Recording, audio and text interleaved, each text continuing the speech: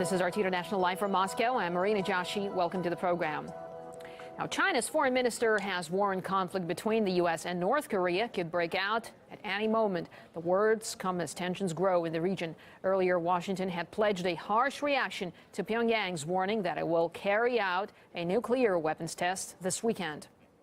We are sending an armada. If you become a threat to others, at some point, a response is likely to be undertaken.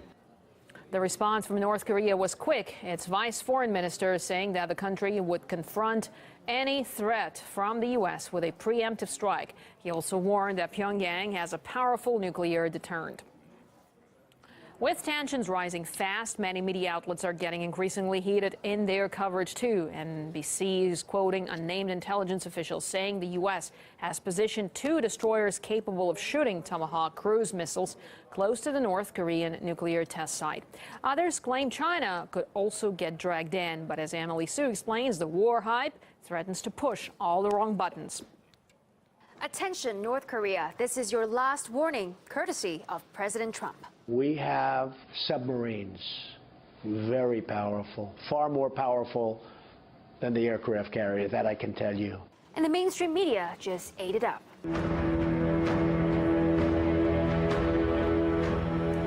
Tensions increasing this morning between the U.S. and North Korea. Now he's moving Navy ships toward the Korean peninsula to send a message to China's ally. Military options for North Korea presented to President Trump. Sources say they include placing nuclear weapons in South Korea or killing Kim Jong-un.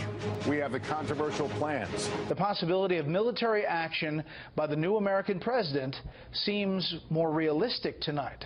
And when the foreign journalists visiting Pyongyang were told to prepare for a, quote, big and important event on Thursday, their excitement turned into one headline after another. The hype got many anticipating that this big and important event to be North Korea's 6th nuclear test.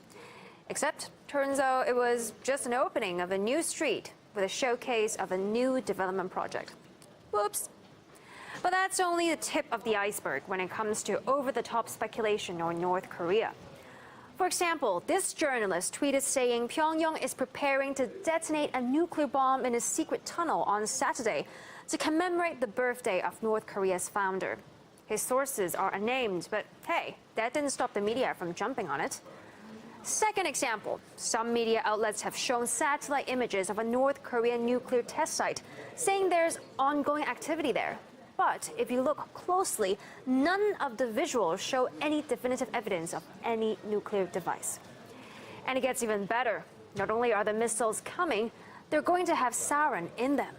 There is a possibility that North Korea has already acquired the capability to launch a missile with a sarin-loaded warhead. It seems the U.S. media is definitely beating the drumbeat of war. The U.S. media likes to only focus on the so-called North Korean threat. But a lot of what the Western media talks about in terms of North Korea is really based on distorted facts and factual inaccuracies about the historical context of how we've gotten to this crisis. I believe what is happening right now is that the U.S. is flexing its muscle in order to intimidate North Korea. We have been here before in the past. But by deploying aircraft carriers and strategic bombers to the region, what the United States is doing is it is creating a situation of tension where even the slightest misstep can create a confrontation that can quickly escalate into to full-scale war. Of course, the international community should be concerned about North Korea's dangerous and unstable regime. But let's not make the threat worse than it already is. Now, we spoke to the director of the China National Association of International Studies, Victor Gao, on what the situation on the Korean Peninsula could lead to. I think the tension on the Korean Peninsula is rising almost to reach the boiling point, and any further pressure point added to the situation on the Korean Peninsula may actually tip it into a war situation. China has always called for the resumption of the six-party talk. China has called for discontinuation and termination of the nuclear weapon program by DPRK. And China also called on the United States to exercise maximum restraint to avoid the warmongering and to avoid making threats about triggering war on the Korean Peninsula. And President Xi Jinping called President Donald Trump of the United States just a few days ago, urging the United States not to engage in any unilateral military action on the Korean Peninsula.